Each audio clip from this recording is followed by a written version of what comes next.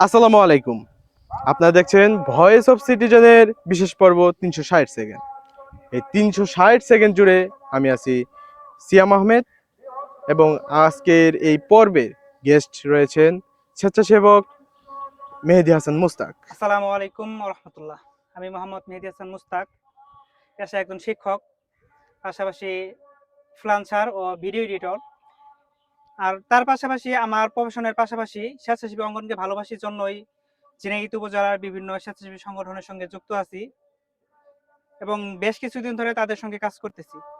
মেহেদী হাসান মুস্তাক, আমরা যতদূর জেনেছি আপনি হচ্ছেন ঝিনাইগাতীর উদীয়মান একজন স্বেচ্ছাসেবক এবং শিক্ষক হিসেবে নিজেকে পরিচয় দিতে অনেক স্বাচ্ছন্দ্য বোধ করেন।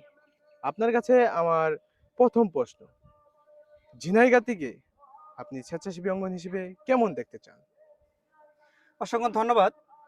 আমি ঝিনাইদহ উপজেলাকে স্বেচ্ছাসেবী অঙ্গন হিসেবে অনেক ভালো ও সুন্দর হিসেবে দেখতে চাই। তার কারণ হতেছে আমাদের ঝিনাইদহ একটা সম্ভাবনাময় এলাকা। আমাদের ঝিনাইদহে বেশ কিছু সংগঠন রয়েছে।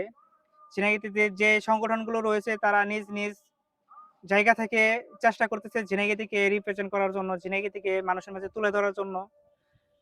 তার ওই পরিপ্রেক্ষিতে ঝিনাইদহতে আমরা লক্ষ্য করেছি, আমি যখন ছোটবেলা তখন থেকে দেখতেছি বিভিন্ন স্বেচ্ছাসেবী সংগঠন তারা বিভিন্নভাবে কাজ করতেছে এবং আমি যখন থেকে স্বেচ্ছাসেবী অঙ্গনের সঙ্গে যুক্ত, বিশেষ করে আমি যখন 2017 সালে ঢাকায় একটা স্বেচ্ছাসেবী সংগঠনের সঙ্গে কাজ করতাম, তখন এলাকার বাইরে থাকার কারণে এলাকায় আমি সেভাবে কাজ করতে পারতাম না, কিন্তু পাশ থেকে দূর থেকে আমি চেষ্টা করতাম তাদের সঙ্গে থাকার জন্য। তারপর থেকে দেখেছি ঝিনাইগাতীতে বেশ কিছু সংগঠন রয়েছে, যেমন শিকড় ঝিনাইগাতী, পশাখা ঝিনাইগাতী, আলোর সন্ধানে ঝিনাইগাতী আরো অনেক সংগঠন রয়েছে, তারা নিজ নিজ জায়গা থেকে ঝিনাইগাতীকে তুলে ধরার জন্য বিভিন্ন ধরনের কাজ করতেছে। আমার পক্ষ থেকে তাদেরকে আন্তরিকভাবে ধন্যবাদ জানাবো। তারা যেভাবে বিগত সময়ে কাজ করেছে এবং বর্তমান সময়ে কাজ করতেছে এবং আশা করব তারা ভবিষ্যতে সেভাবে কাজ করে যাবে। যেমন আমাদের ঝিনাইগাতীতে বিগত সময়ে যখন বন্যা হয়, বন্যার সময় আমাদের ঝিনাইগাতীর বেশ কিছু সংগঠন বিনা পরিশ্রমে কাজ করেছে। তারা মানুষের দুয়ারে দুয়ারে ঘুরেছে, মানুষকে সহযোগিতা করেছে।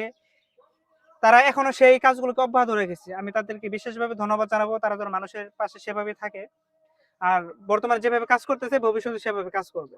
ঝিনাইগাতীকে বিশেষভাবে মানুষের মাঝে তুলে ধরার জন্য আমরা তো বিনা পরিশ্রমে স্বেচ্ছাসেবী অঙ্গনে কাজ করে চাইতেছি। তার পাশাপাশি আমরা যদি কিছু কাজ করতে পারি তাহলে আমাদের ঝিনাইগাতীকে আরো বেশি মডেল হিসেবে আমরা তুলে ধরতে পারবো। সেটার জন্য আমাদেরকে করতে হবে, আমাদের শিক্ষা খাতকে আরো উন্নত করতে হবে, আমাদের যুব সমাজকে বাস্তবমুখী করতে হবে এবং এই শিক্ষার দিকে বেশি অগ্রসর হতে হবে। আমাদের ঝিনাইগাতীতে বেশ কিছু সুনামধন্য শিক্ষা প্রতিষ্ঠান রয়েছে, কিন্তু প্রতিষ্ঠানে শিক্ষা অর্জন করলেও আমাদের যুব সমাজ এখন শিক্ষার থেকে বেরিয়ে আসতেছে। যুব সমাজ এখন ফোনে আসক্ত হইতেছে, মাদকে আসক্ত হইতেছে, জুয়ায় আসক্ত হইতেছে। আমরা যদি এই আমাদের ভবিষ্যৎ প্রজন্মকে শিক্ষার দিকে অগ্রসর করতে চাই, তাহলে আমাদের ভবিষ্যৎ প্রজন্মকে আমাদের শিক্ষার দিকে গুরুত্ব সেটা বোঝাতে হবে এবং কি মাদক ছেড়ে, জুয়া, মাদক, কিশোর গ্যাং এগুলো ছেড়ে আমাদের ভবিষ্যৎ প্রজন্মকে খেলাধুলার দিকে আকৃষ্ট করতে হবে। সেজন্য আমাদের ঝিনাইগাতীতে ভালো মানের কিছু খেলার মাঠ দরকার। আমাদের যেগুলো মাঠ রয়েছে সেগুলো সংস্কার করে আমাদের পোলাপানদেরকে, আমাদের ভবিষ্যৎ প্রজন্মকে খেলাধুলার দিকে অগ্রসর করতে হবে এবং আমাদের যে শিক্ষার মান রয়েছে সেদিকে খেয়াল রাখতে হবে। আমি বিশেষভাবে আমাদের উপর মহলে যারা রয়েছে, আমাদের ভাই বারাদার এবং কি প্রশাসন থেকে শুরু করে সর্বমহলে আমি তাদের কাছে অনুরোধ রাখবো, আমাদের ভবিষ্যৎ প্রজন্মকে আরো বেশি আগায় নিতে আমাদের শিক্ষা খাতকে বিশেষ করে গুরুত্ব দিতে হবে। তারা যেন কোনোভাবেই মাদক, তারপরে জুয়া এবং কি কিশোরগঞ্জের সঙ্গে যুক্ত না হতে পারে সেদিকে খেয়াল রেখে আমাদের ভবিষ্যৎ প্রজন্মকে যেদিকে হস্তান্তর করলে পরে, যেদিকে আগায় নিলে পরে আমাদের ভবিষ্যৎ প্রজন্ম সুন্দর হবে সেদিকে খেয়াল রাখার জন্য বিশেষভাবে অনুরোধ করছি। 30 সেকেন্ড। ধন্যবাদ। আমি চাইবো ঝিনাইগাতীর স্বেচ্ছাসেবী সংগঠনগুলো সকলে মিলে একত্র হয়ে ঝিনাইগাতীর সমস্যাগুলোকে তুলে ধরুক, ঝিনাইগাতীর শিক্ষার মানকে আরো আগিয়ে নিয়ে যাক এবং কি খেলাধুলার দিকে আমাদের ভবিষ্যৎ প্রজন্মকে আরো উৎসাহ দেখ এবং আমাদের ঝিনাইগাতীর সম্ভাবনাময় একটি পর্যটন হইতেছে গজনী অবকাশকে আরো সুন্দর করার জন্য আমি প্রশাসনের দৃষ্টি আকর্ষণ করবো এবং সরকারের দৃষ্টি আকর্ষণ করে বলবো, আমাদের এই গজনী অবকাশকে আরো সুন্দর সুসজ্জল করার জন্য যা যা করা প্রয়োজন সেগুলো করুক।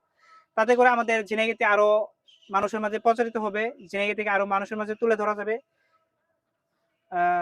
আর আমাদের ভবিষ্যৎ প্রজন্মকে তুলে ধরার জন্য শিক্ষা খাতকে গুরুত্ব দিয়ে স্বেচ্ছাসেবী অঙ্গনের সঙ্গে যুক্ত হয়ে আমাদের ঝিনাইগাতীকে তুলে ধরার জন্য যারা যারা কাজ করে যাচ্ছে সবাইকে অসংখ্য ধন্যবাদ জানাবো। আমাদের স্বেচ্ছাসেবী অঙ্গনের সকল ভাই বোনদেরকে আবারও ধন্যবাদ জানিয়ে আজকে আমার মতো এখানে কথা শেষ করতেছি। আজকের এই বিশেষ আয়োজনে ভয়েস অফ সিটিজেন ও সিয়াম আহমেদকে অসংখ্য ধন্যবাদ। ধন্যবাদ।